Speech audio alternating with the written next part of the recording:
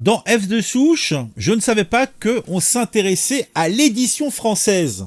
Mais il semblerait que ça soit le cas, puisqu'ils nous reprennent une news de lalettre.fr qui nous explique que le groupe Bayard plonge dans le rouge suite à une importante baisse du nombre d'abonnés de ses titres jeunesse.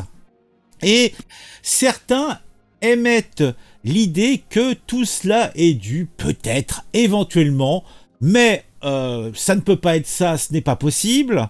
Les gens ne sont pas aussi méchants. Cela viendrait du fait du ton un petit peu condescendant, woke, voire dire gauchiste et pro-immigrationniste, des titres de et du groupe Bayard. Moi je dis ça, c'est ce que je comprends. Et j'ai enquêté, vous me connaissez, je suis un grand enquêteur, j'ai dû chercher au moins 2-3 minutes et je suis tombé sur un article qui me donne peut-être une solution éventuellement pour une raison crédible au fait que le groupe Bayard est au plus mal avec ses titres jeunesse. Donc il devrait se contenter de faire des bouquins pour l'école à l'école parce que c'est payé par l'État, hein. C'est copinage et compagnie, et qu'ils arrêtent d'essayer de faire des trucs qui sont achetés par des vrais gens. Hein, c'est pas raisonnable. Et on nous montre comme exemple à cette image, on ne peut pas la mettre en grand, on va essayer de l'agrandir un petit peu, vous voyez, celle-là. Alors, c'est le titre Youpi. Alors là, c'est un titre plutôt sympathique. Youpi, j'ai compris. Enfin, en France, l'histoire vraie d'une famille de réfugiés. Et moi, je me suis dit, je veux connaître cette histoire, ça doit être édifiant à plus d'un titre, et j'ai la chance d'avoir trouvé un article qui nous vient de Atlantico qui nous parle justement de ce magazine, Youpi, j'ai compris, et qui nous propose un résumé de cette fameuse histoire qui a été, je crois, éditée en décembre 2023, il me semble. Le Youpi, un magazine sans peur et sans reproche. Important, le point d'interrogation.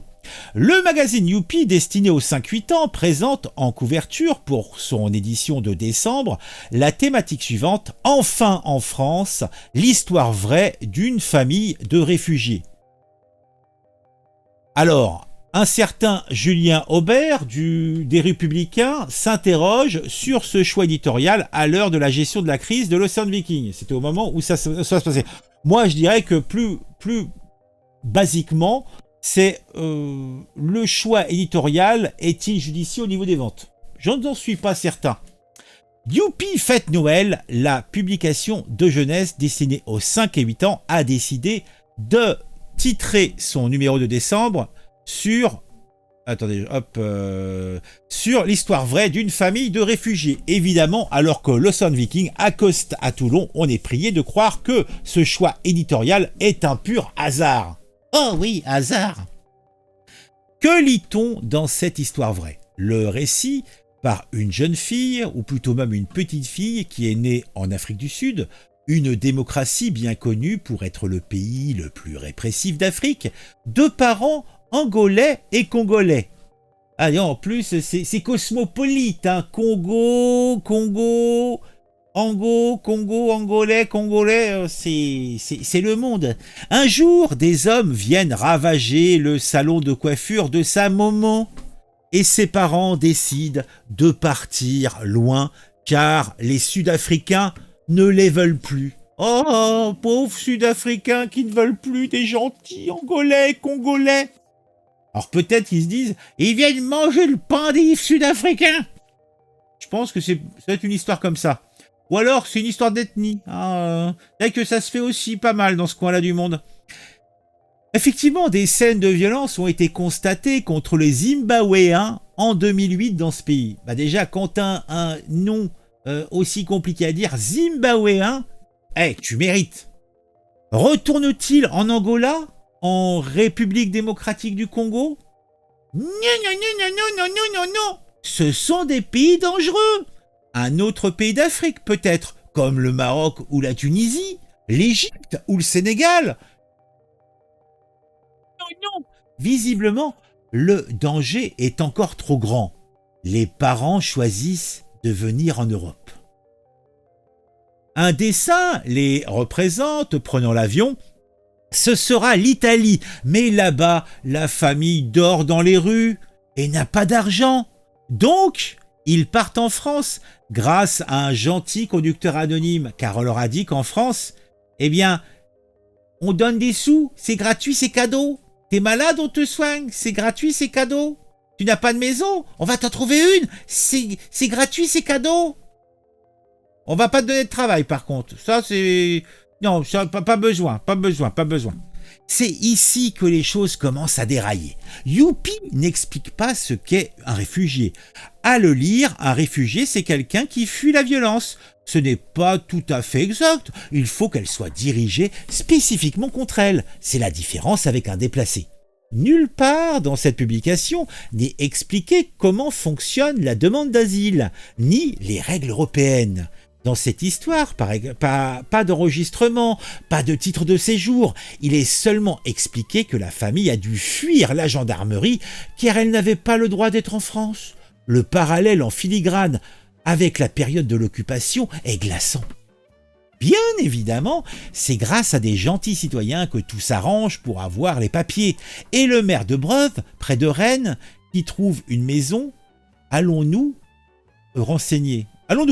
Le maire de Breuze, élu sur une liste Breuze humaine, audacieuse et écologique, fait partie de Nouvelle Donne, un parti de gauche, progressiste et écologique.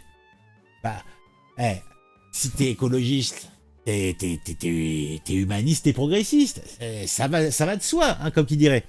Fondé par Pierre Lourouturu. Oh là, ça c'est un nom à coucher dehors. Les positions de Lourouturu sont clairement immigrationnistes, comme en témoigne une tribune parue dans le Journal du Dimanche en 2019.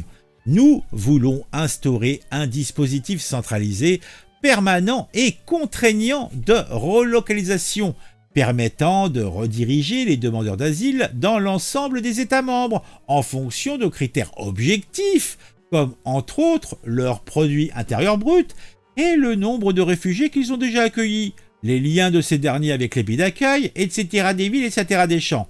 Il est urgent de développer ces voies légales, notamment à travers la mise en place de visas humanitaires et le développement d'une politique de migration légale. Enfin, réussir l'intégration des réfugiés de financement à destination des collectivités locales et territoriales pour les aider, ainsi que les associations de terrain.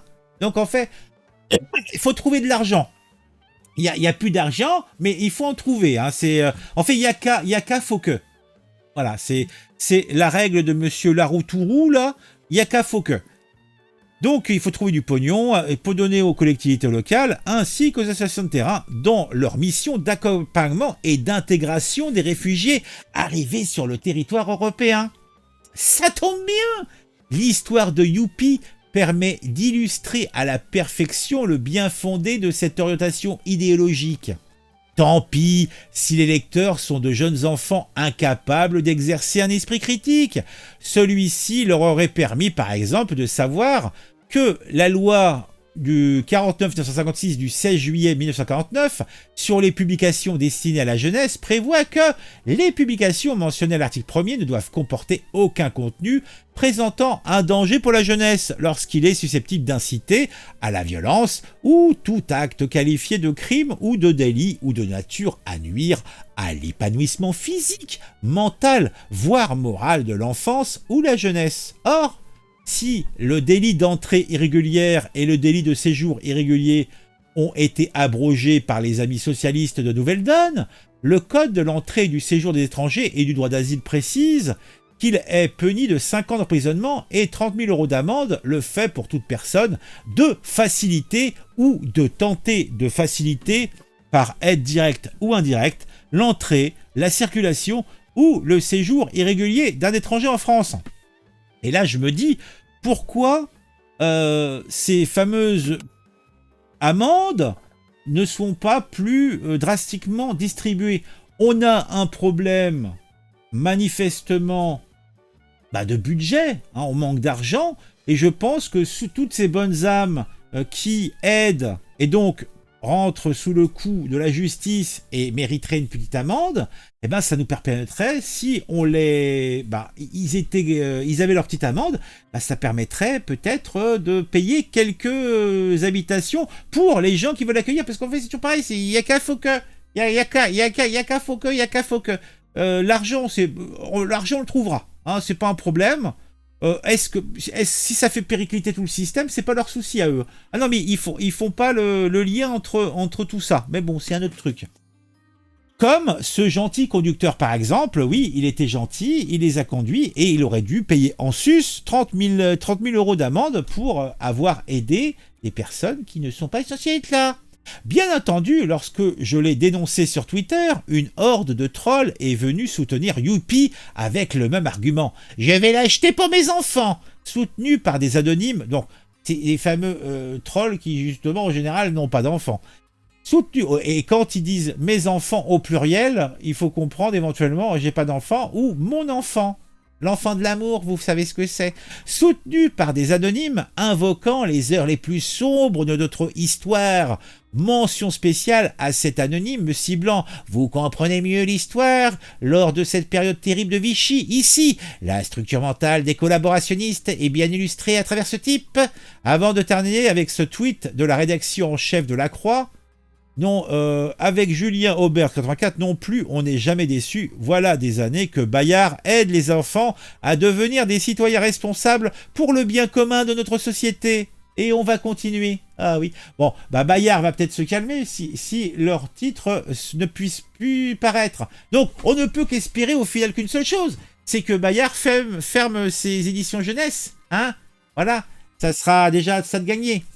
Former des jeunes enfants en faisant la publicité cachée d'un parti politique et d'une ligne ouvertement immigrationniste, est-ce vraiment responsable? Il n'y aurait donc que les méchants qui font respecter la loi et les gentils qui aident les migrants à les contourner? Choisir une histoire qui vient percuter à la fois la réalité avec l'actualité, qui est fort sensible, et étayer les arguments d'un parti politique, est-ce vraiment neutre? Je ne crois pas. Enfin, faire l'apologie de l'immigration illégale, dépeindre la gendarmerie comme sous Vichy et minorer un délit, est-ce faire du bien à la société? Personnellement, j'en doute. Il y avait 700 000 Zimbabwéens en Afrique du Sud en 2020, victimes de violences xénophobes. J'espère que Youpi n'y a pas contribué. Et donc, nous voyons la fameuse photo. Hein. Enfin, en France. Oh, regardez comme ils sont. Ah, cette belle famille. Ah, 3 enfants, 2 parents. Ah, c'est beau. Ah, c'est beau, c'est beau, c'est beau, c'est beau, c'est beau. Ah, moi, j'en frétille, hein, j'en frétille. Hein. Eh ben, dis donc, eh ben, dis donc. Épideur, oh là, j'avais oublié, la marque de puce, ça ne nous rajeunit pas. Bayard, Lacroix, les cathos de gauche bien pensants, les pires, disaient je ne sais plus qui. Je pense que vous avez raison, camarade Pierrot. Le gros biscuit, salut le gros biscuit. Bon, voilà, je pense que tout est dit. Donc, merci au groupe Bayard hein, de fermer leurs éditions, puisque manifestement, le directoire de Bayard vient d'annoncer à ses salariés une perte record de 7 500 000 à 7 millions et demi donc d'euros.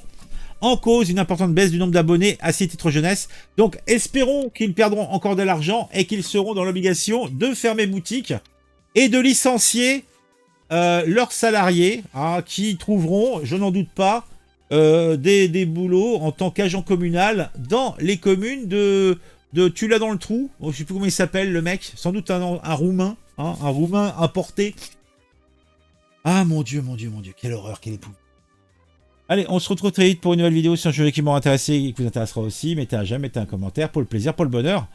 Oh mon Dieu, mais c'est horrible, mais tout ça est horrible, mais tout ça est vraiment immonde, horrible, horrible.